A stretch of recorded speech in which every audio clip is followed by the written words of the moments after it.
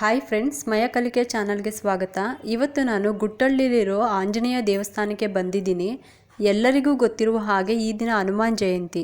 ಅದಕ್ಕೆ ನಮ್ಮ ಹನುಮಂತನ ದರ್ಶನ ಪಡೆಯೋಣ ಅಂತ ಮತ್ತು ನಿಮ್ಮೆಲ್ಲರಿಗೂ ಕೂಡ ಆಂಜನೇಯನ ದರ್ಶನ ಮಾಡಿಸೋಣ ಅಂತ ಈ ವಿಡಿಯೋ ಮಾಡ್ತಾ ಇದ್ದೀನಿ. ಸಮಸ್ತ ಎಲ್ಲ ಜನತೆಗೂ ಕೂಡ ಹನುಮಾನ್ ಜಯಂತಿಯ ಶುಭಾಶಯಗಳು. ನಾವು ಒಳಗಡೆ ಹೋಗುವ ಮುಂಚೆ ಹೊರಗಡೆ ನೋಡಿ ಹೂಮಾಲೆಯಿಂದ ಎಷ್ಟು ಸುಂದರವಾಗಿ ಅಲಂಕಾರ ಮಾಡಿದ್ದಾರೆ ಅಂತ. ಬನ್ನಿ ಈಗ ದೇವಸ್ಥಾನದ ಒಳಗೆ ಹೋಗೋಣ.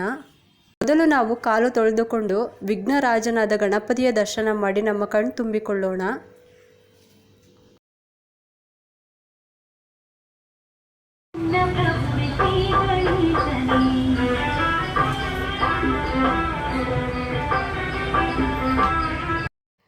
ಈಗ ನಾವು ನಮ್ಮ ಆಂಜನೇಯನ ದರ್ಶನ ಮಾಡಲು ಒಳಗೆ ಬಂದಿದ್ದೀವಿ. ಇಲ್ಲಿ ನೋಡಿ, ಬಾಳೆಹಣ್ಣಿನ ಗೊನೆಯಿಂದ ಮತ್ತು ಹೂವಿನಿಂದ ತುಂಬಾ ಅದ್ಭುತವಾಗಿ ಅಲಂಕಾರ ಮಾಡಿದ್ದಾರೆ ದೇವಸ್ಥಾನದ ಒಳಗಿನ ಆವರಣದಲ್ಲಿ.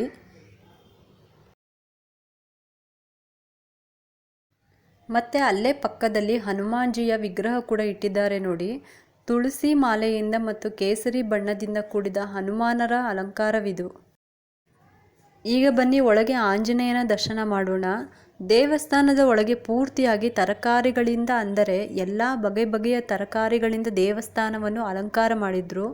ನಮ್ಮ ಹನುಮಾನರ ಅಲಂಕಾರ ಅಂತೂ ಹೇಳಲು ಮಾತುಗಳೇ ಬಾರದು ಸ್ನೇಹಿತರೆ. ಏಕೆಂದರೆ ಆ ಅಲಂಕಾರ ನೋಡಿದಾಗ ಎಂಥ ಮನುಷ್ಯರಿಗೂ ಕೂಡ ನೋಡಿದಾಕ್ಷಣ ಭಕ್ತಿ ಬರುವಂಥ ಅದ್ಭುತ ಅಲಂಕಾರವಾಗಿತ್ತು. ಆಂಜನೇಯನ ದರ್ಶನ ಮುಗಿದ ಮೇಲೆ ಹೊರಗಡೆ ಆವರಣದಲ್ಲಿ ರಾಮ, ಸೀತಾ, ಲಕ್ಷ್ಮಣ ಮತ್ತು ಹನುಮಾನರನ್ನು ದರ್ಶನ ಪಡೆಯಲು ಕೂರಿಸಿದ್ದರು. ದೇವಸ್ಥಾನ ಸುತ್ತಲೂ ಚಪ್ಪರ ಹಾಕಿ ಹೂವಿನಿಂದ ಅಲಂಕಾರ ಮಾಡಿದ್ದರು.